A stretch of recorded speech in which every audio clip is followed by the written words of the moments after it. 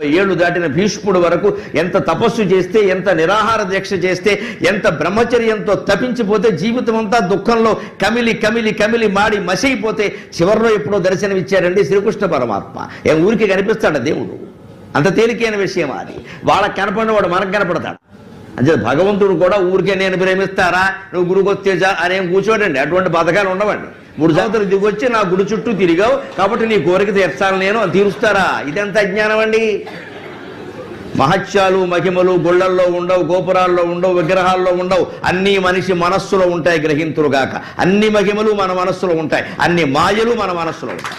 మనకు ఆ కోరికలు తీరే విధానం లేక, ఎలా తీరుతాయో తెలియక, వాటి కోసం కష్టపడడం ఎలాగో తెలియక, కష్టపడితే మోసపోతామేమో అనే అనుమానంతో ఒకటి మనం సృష్టి చేసేసి ఆ చుట్టూ తిరిగేసి ఏదో అయిపోతుంది అద్భుతం అనుకుంటా. ఏమవుతండి? దేవుడు ఈ సృష్టిని మొత్తం సృష్టించి మన చేతిలో పెట్టాడు, నీ ఎదురుగా ఉంది, ఉపయోగించుకోరా అని.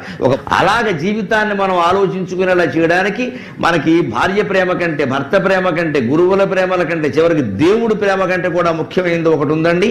మన నుంచి ఏమీ ఆశించని ప్రేమ. తనకు పుట్టుటే చాలు అదే ఘనతయంచు. నువ్వు నాకు పుట్టావు, అదే చాలు నేను నిన్ను ప్రేమించడానికి, వేరే కారణం ఏమీ అక్కర్లేదు. నువ్వు అందంగా ఉన్నా లేకపోయినా, నీకు ఐశ్వర్యం ఉన్నా లేకపోయినా, నీకు చదువు వచ్చినా రాకపోయినా, నీకు ఉద్యోగం వచ్చినా రాకపోయినా, ఎవరు నీతో ఉన్నా, ఎవరు నిన్న మధ్యలో విడిచిపెట్టి వెళ్ళినా కన్నా, నిన్ను కన్నందుకు, నిన్ను ఈ భూమి మీదకి తెచ్చేందుకు నేను ఉన్నాను రా, నీకు కూడా ఉంటా అనగలిగింది ఈ ప్రపంచంలో తల్లి ఒక్కతే.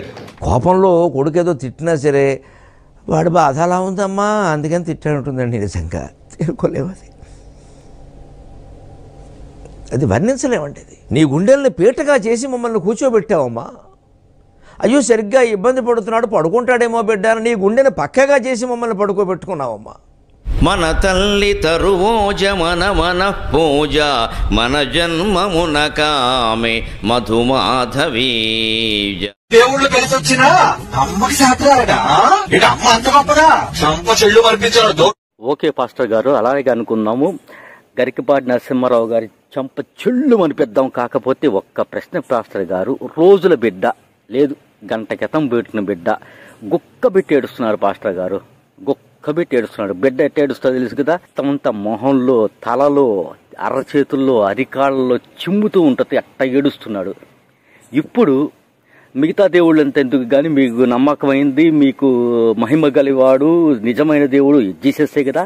జీసస్ ఆ బిడ్డ ముందు ప్రత్యక్షమయ్యి, ఎందుకు ఏడుస్తావో, నీకు పరలోక సౌఖ్యాలు కలిగిస్తాను, పరలోక ముందు ప్రభువు ఉన్నాడు, పరలోక ముందు నీ తండ్రి ఉన్నాడు, ఎన్నెన్నో చెప్తారు. బైబిల్లో పరివాక్యాలన్నీ చెప్తాడు. అవి జీసస్ చెప్పాడో తెలియదు కానీ మీరు చెప్తున్నారు, మీరు చెప్పేవే అనుకుందాం. మీరు చెప్పిన పరివాక్యాలన్నీ చెప్తున్నాడు, వాక్యాలన్నీ చెప్పాడు. ఇప్పుడు బిడ్డ ఏడుపు ఆపుతాడా? చెప్పండి పాస్టర్ గారు, బిడ్డ ఏడుపు ఆపుతాడా? ఏం చేస్తే ఏడుపు ఆపుతాడు?